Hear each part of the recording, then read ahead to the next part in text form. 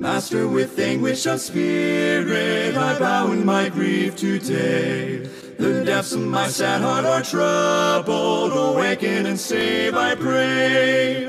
Torrents of sin and of anguish sweep o'er my sinking soul. And I perish, dear Master. Oh, hasten and take control.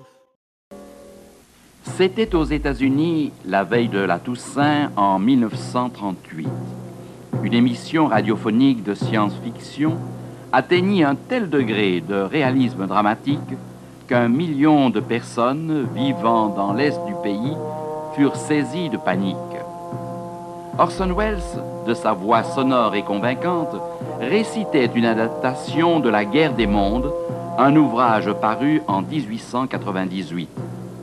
Bien que 4 ou 5 fois durant l'émission, il ait été clairement mentionné qu'il s'agissait d'un programme monté de toutes pièces, nombreux furent ceux qui, n'ayant pas entendu l'annonce, furent saisis d'une immense crainte.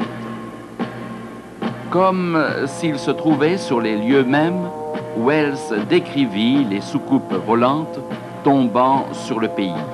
Des monstres métalliques, aussi grands que des gratte-ciel, qui volaient au-dessus des villes, vomissant de la fumée, tandis que les gens mouraient comme des mouches.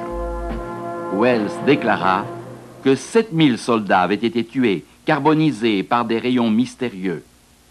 Ce reportage semblait si réel qu'une terreur épouvantable s'empara de certains auditeurs. Dans une ville, des gens coururent dans les rues, la tête enveloppée d'une serviette de toilette afin de se protéger des gaz. À New York, des habitants s'enfuirent de leur domicile emportant tout ce qu'ils pouvaient prendre avec eux. À Harlem, un homme terrifié attendit à sa fenêtre l'apparition des monstres traversant le fleuve Hudson. En un autre endroit, une femme se saisit d'une fiole de poison et s'écria « Autant mourir ainsi que d'une autre façon ». Plusieurs personnes, prises de panique, se suicidèrent. Des foules se précipitèrent dans les églises pour prier, convaincus que c'était la fin du monde. Il ne s'agissait pas seulement de gens peu évolués intellectuellement ou croyant à l'existence d'esprits malins qui s'affolèrent en cette veille de la Toussaint. Des personnes de grande intelligence, des hommes de science, confiant dans les progrès de la technologie, crurent possible qu'une civilisation avancée, venant de la planète Mars, puisse lancer une telle invasion. Invasion qui anéantirait toute vie humaine sur notre Terre. Aujourd'hui, plusieurs décennies plus tard, l'homme est toujours hanté par l'invasion de véhicules spatiaux, soucoupes volantes et autres, et qui pourraient exterminer la vie sur notre planète. Les stratèges militaires et les hommes de science nous avertissent que si l'homme persiste dans sa course aux armements, il n'aura pas à redouter l'invasion martienne, mais bien les êtres humains devenus parfaitement capables de détruire toute vie sur la Terre. Nous savons que bien des nations disposent d'un arsenal d'armes meurtrières dépassant toute imagination. Les journaux signalent que certains missiles balistiques intercontinentaux sont 500 fois plus puissants que la bombe A lancée sur Hiroshima. Aujourd'hui, un étudiant en sciences peut fabriquer une bombe nucléaire. Il lui suffit de prendre note de la formule nécessaire à sa fabrication, qui se trouve dans les ouvrages traitant de ces questions et mise à notre disposition dans les bibliothèques. Que feront les nations le jour où des terroristes auront recours aux armes nucléaires pour se livrer au chantage? Aussi dévastatrices que soient les bombes en elles-mêmes, une attaque chimique est encore bien plus redoutable. Un contingent de 80 000 à 100 000 spécialistes russes, répartis dans 40 endroits différents de l'Europe de l'Est, ont été formés pour l'utilisation d'armes chimiques. Il serait naïf de croire que s'ils se donnent tant de mal à les fabriquer, ce n'est pas pour y avoir recours un jour. D'autre part, les États-Unis, qui prêchent la paix, sont devenus le principal marchand d'armes du monde. Alors que des nations prétendent construire l'avenir, prient et tiennent des conférences sur la paix, elles s'arment de plus en plus. Rien d'étonnant que l'homme explore l'espace, les planètes, espérant ainsi trouver un endroit où se réfugier. Un journaliste très en vue déclare que nous sommes sur le point de voir se déclencher le conflit le plus meurtrier qui puisse être imaginé. Il y a des siècles que les prophètes de la Bible avaient prédit les calamités contemporaines. Le plus alarmant est qu'ils nous annoncent que ces conditions angoissantes empireront. Car ce sont des esprits de démons qui font des prodiges et qui vont vers les rois de toute la terre afin de les rassembler pour le combat du grand jour du Dieu Tout-Puissant. Ils les rassemblèrent dans le lieu appelé en hébreu Armageddon. En étudiant ce conflit, on constate qu'il ne s'agira plus d'une guerre quelconque. Ce sera le glas funèbre de l'humanité. Ce sera un combat qui mettra fin à tous les combats. Ce sera le grand conflit final, l'aboutissement de la grande controverse entre le bien et le mal, c'est-à-dire l'inimitié entre un Dieu d'amour et Satan, l'ange déchu, l'adversaire du Créateur. Le prophète Joël a décrit les événements qui aujourd'hui se produisent. Publiez ces choses parmi les nations, préparez la guerre, réveillez les héros, et qu'ils s'approchent, qu'ils montent, tous les hommes de guerre. Que le faible dise « Je suis fort », que les nations se réveillent. La Bible annonce que dans les derniers jours, les nations non chrétiennes se réveilleront. Un des signes les plus évidents de la fin du monde se réalise en notre époque. Napoléon avait déjà appelé la Chine le géant endormi, recommandant au monde de la laisser sommeiller, car, disait-il, le jour où ce géant se réveillera, son pas fera trembler le monde. L'Afrique a réclamé sa liberté et l'a obtenue pour nombre de ses États en peu d'années. On ne peut plus la considérer seulement comme un simple paradis romantique faisant le bonheur des photographes, des chasseurs et des aventuriers à la recherche de régions inexplorées. Le Moyen-Orient explose. L'horloge nucléaire laisse entendre son tic-tac. Il suffirait qu'un insensé presse sur un bouton pour laisser tomber la bombe. Où cela va-t-il nous conduire? De telles questions sont de nature à angoisser ceux qui ne comprennent pas les prophéties bibliques. Le prophète Jean a prédit que les esprits méchants du monde entier se rassembleront pour participer à la grande bataille du Dieu Tout-Puissant. Les événements que nous vivons disent qu'Armageddon est à notre porte. Satan lui-même est l'instigateur de cette guerre finale. Le diable, par des signes et des miracles sensationnels, entraînera les nations dans ce dernier grand conflit. Cette bataille prendra place à la dernière heure de l'histoire du monde. Christ en personne interviendra avec son armée céleste. Puis je vis le ciel ouvert, et voici parut un cheval blanc. Celui qui le montait s'appelle Fidèle et Véritable, et il juge et combat avec justice. Ses yeux étaient comme une flamme de feu. Sur sa tête étaient plusieurs diadèmes. Il avait un nom écrit que personne connaît, si ce n'est lui-même. Et il était revêtu d'un vêtement teint de sang.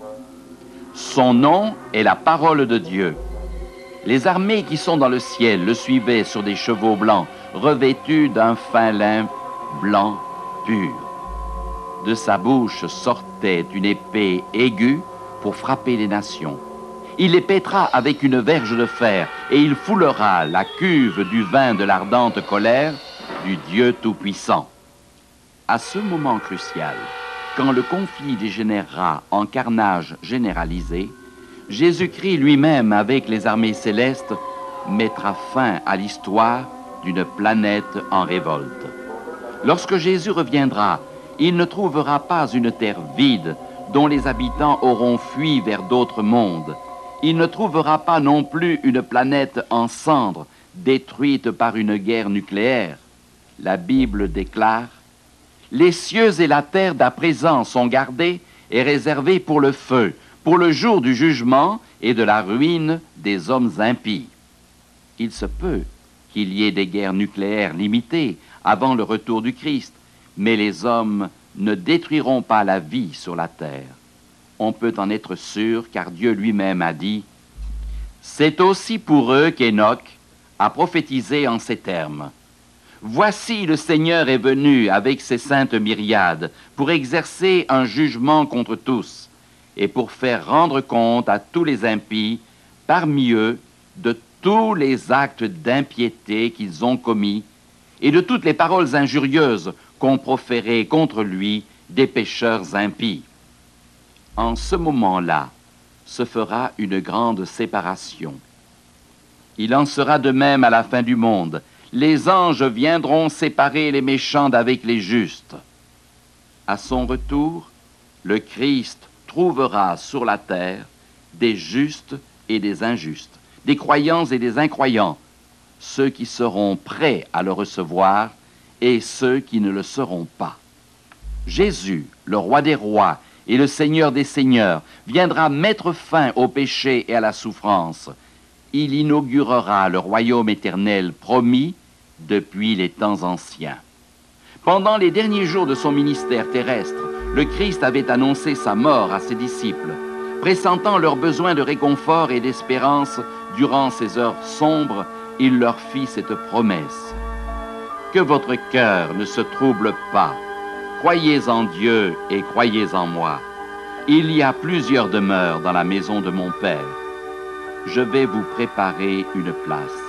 Et lorsque je m'en serai allé et que je vous aurai préparé une place, je reviendrai et je vous prendrai avec moi, afin que là où je suis, vous y soyez aussi. À travers les siècles, toutes les fois que les déceptions, les difficultés ou la mort menaçaient les disciples du Christ, l'espérance contenue dans la promesse de son retour leur rendit le courage et la force indispensable. Les disciples de Jésus attendaient avec impatience l'accomplissement de cette promesse. L'apôtre Paul, écrivant de sa prison, dit qu'il attendait la bienheureuse espérance et la manifestation de la gloire du grand Dieu et de notre Sauveur Jésus-Christ.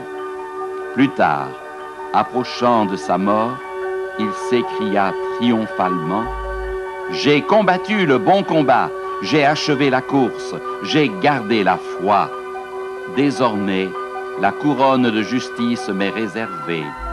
Le Seigneur, le juste juge, me la donnera dans ce jour-là, et non seulement à moi, mais encore à tous ceux qui auront aimé son avènement.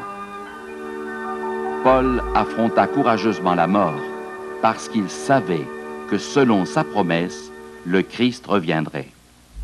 Approchant des heures les plus sombres de l'histoire de l'humanité, notre plus grand soutien repose entièrement sur la promesse de Jésus faite à tous ceux qui croient en lui. Le retour de Jésus est notre seule espérance. Tous les prophètes de l'Ancien et du Nouveau Testament ont aspiré à ce retour. Dans le Nouveau Testament, un verset sur 25 fait allusion à un aspect ou un autre de ce retour et à la fin du monde. Sachant que Satan chercherait par tous les moyens possibles à nous induire en erreur, Jésus s'est étendu longuement sur son retour en donnant de nombreuses précisions à ce sujet. Il a dit que dans les derniers temps, nous nous trouverons en présence d'individus prétendant être le Christ. Car il s'élèvera de faux Christ et de faux prophètes. Ils feront de grands prodiges et des miracles au point de séduire, s'il était possible, même les élus. Si nous ne savons pas discerner le vrai du faux, nous risquerions de croire un imposteur se faisant passer pour le Christ. Jésus nous a mis en garde contre ce danger. Il ne parle pas ici d'une contrefaçon grossière. Il déclare qu'il s'agit d'une personnification subtile, bien conçue, de sorte que beaucoup de gens en seront dupes. des imposteurs appuieront leurs enseignements par des guérisons et des manifestations surnaturelles. Mais rassurez-vous, il n'y aura aucun danger qu'on prenne le Christ pour un faux. Personne ne pourra imiter son retour.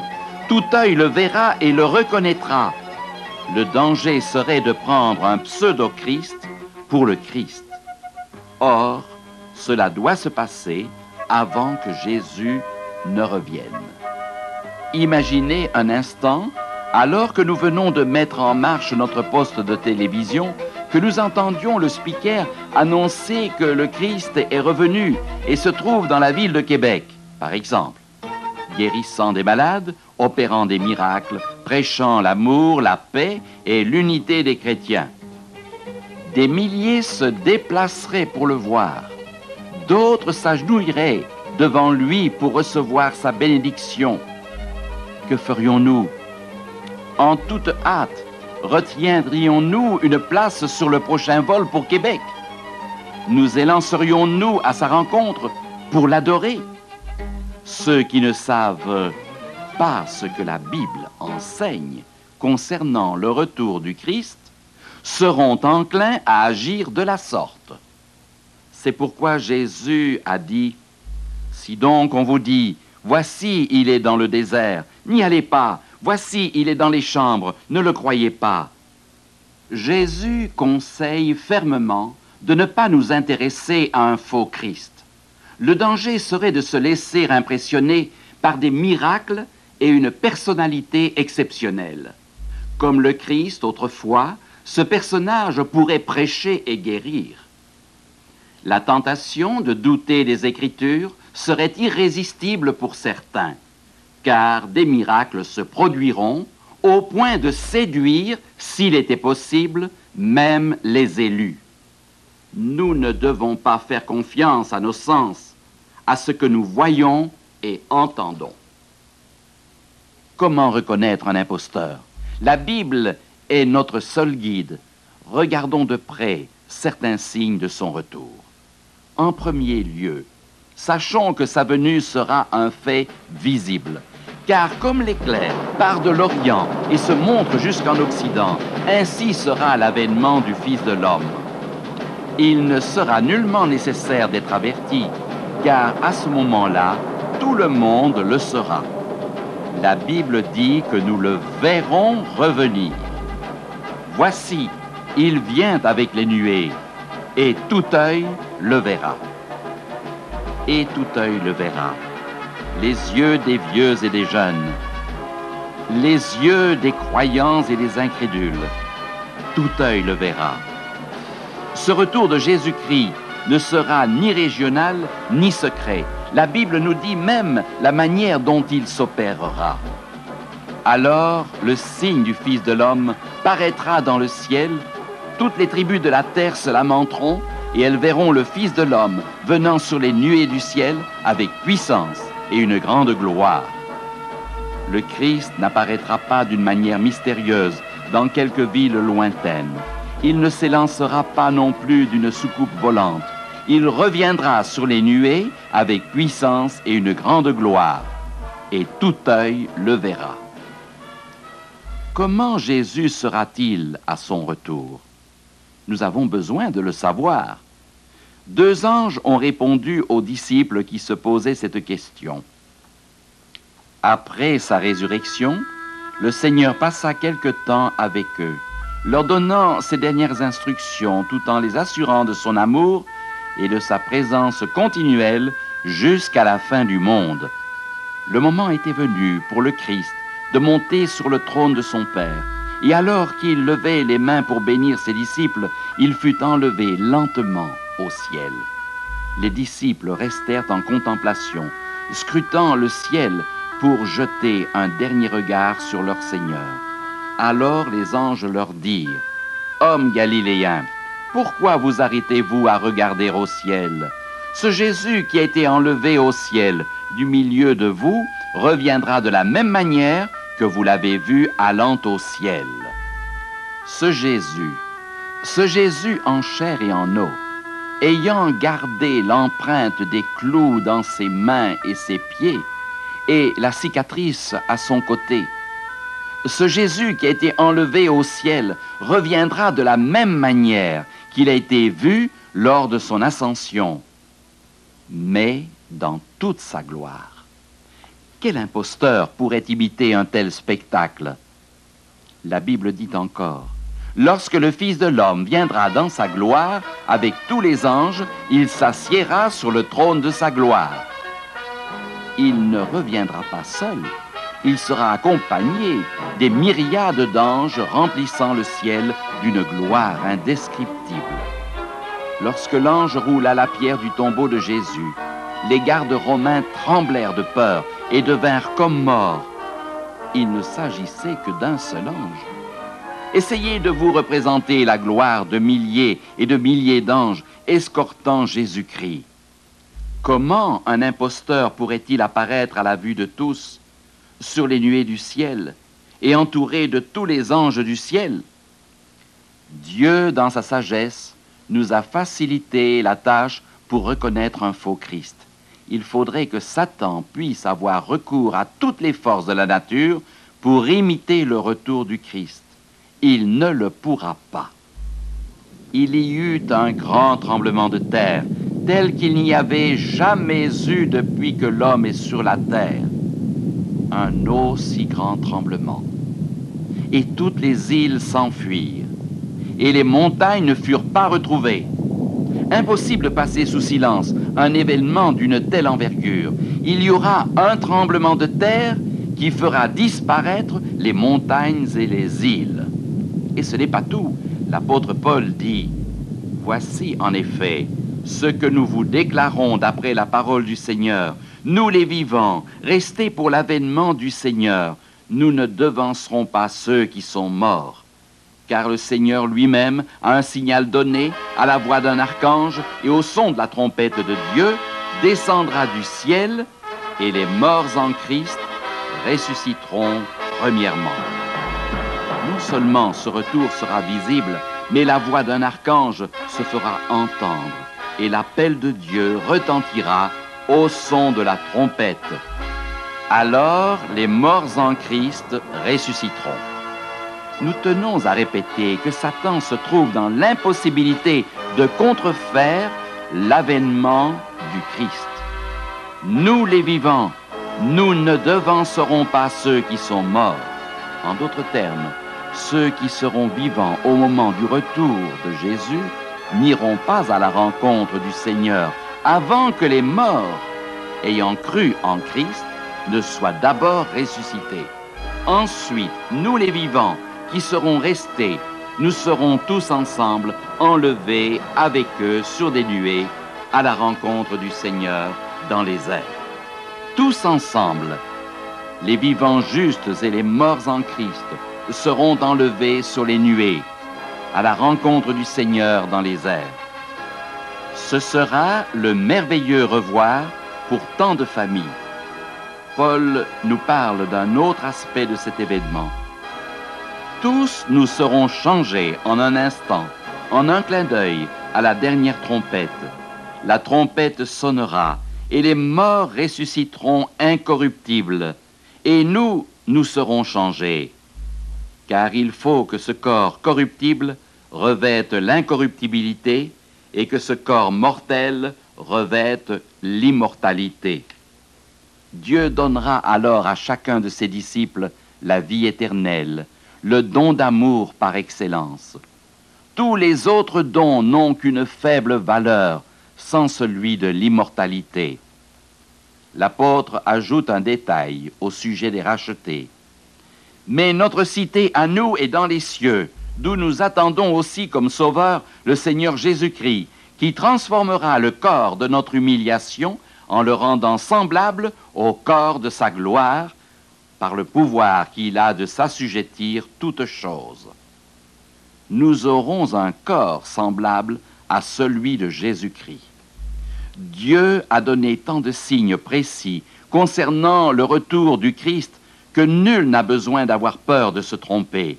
Il est à regretter que des millions préfèrent adorer un imposteur et même se suicider à l'écoute d'un simple reportage d'une invasion martienne imaginaire plutôt que de lire la Bible et prendre connaissance des événements qui précéderont le retour du Christ.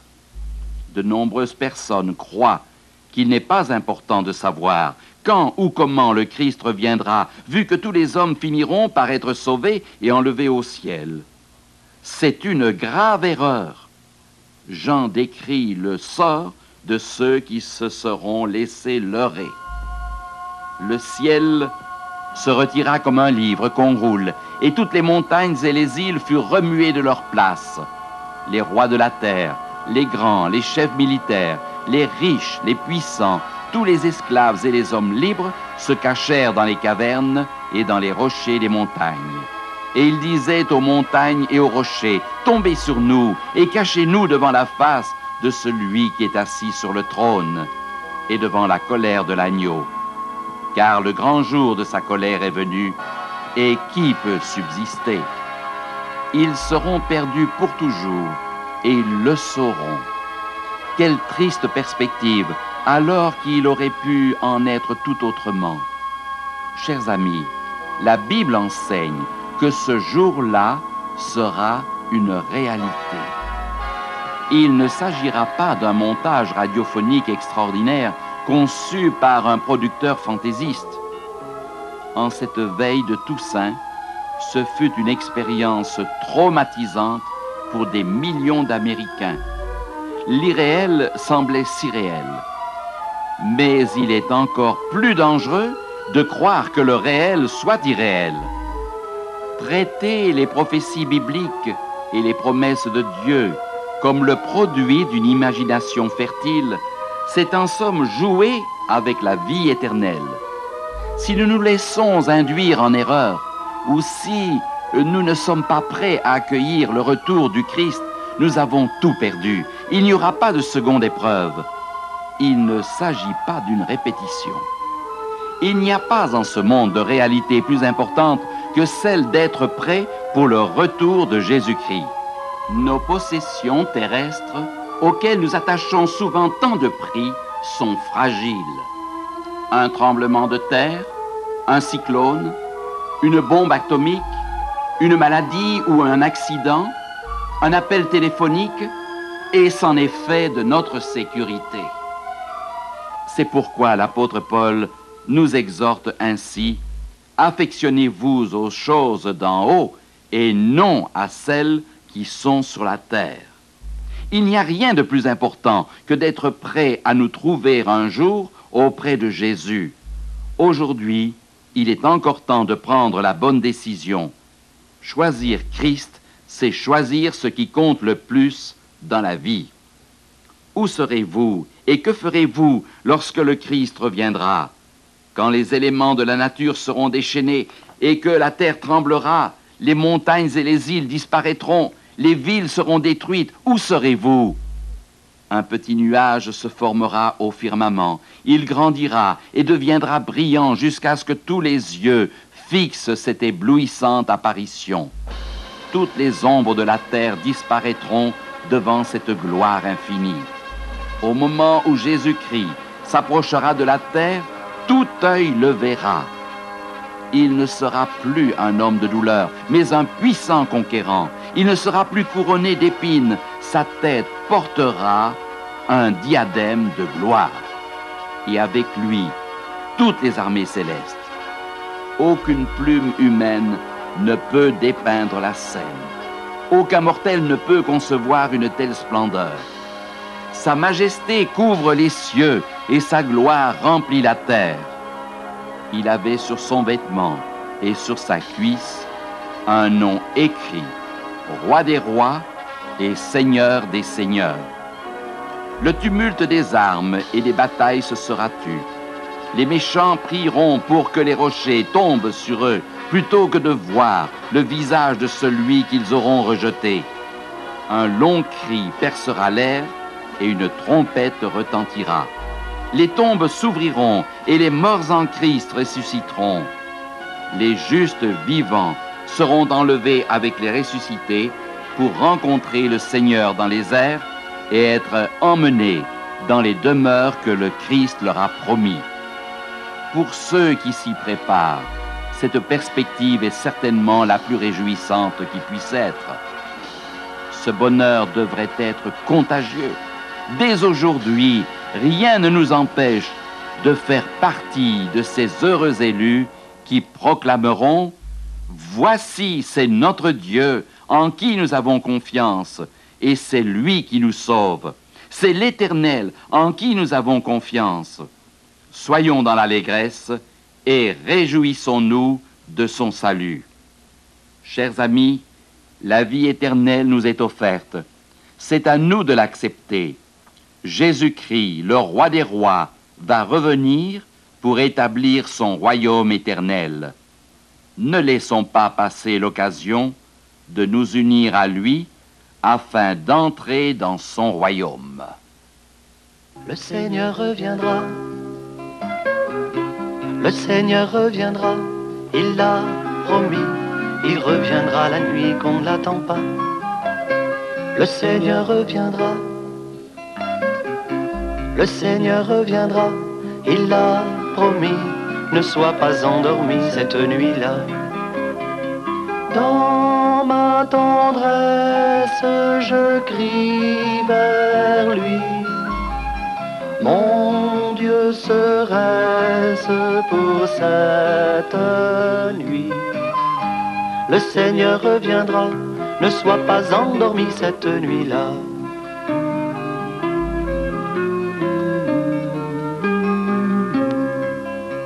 Tiens ta lampe allumée, tiens ta lampe allumée, ton âme claire, qu'il y ait de la lumière pour ses pas. Tiens ta lampe allumée, tiens ta lampe allumée, ton âme claire, pour qu'il n'ait pas de peine à te trouver. Dans ma tendresse, je crie vers lui. Mon Dieu, serait-ce pour cette nuit? Tiens ta lampe allumée, pour qu'il n'ait pas de peine à te trouver.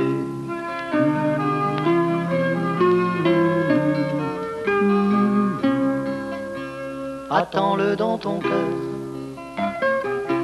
attends-le dans ton cœur, ne rêve pas de faire loin de lui ton petit bonheur.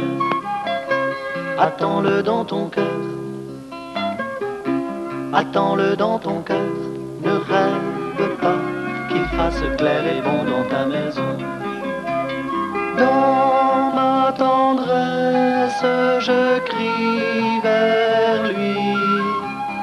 Mon Dieu, serait-ce pour cette nuit? Attends-le dans ton cœur, qu'il fasse clair et bon dans ta maison.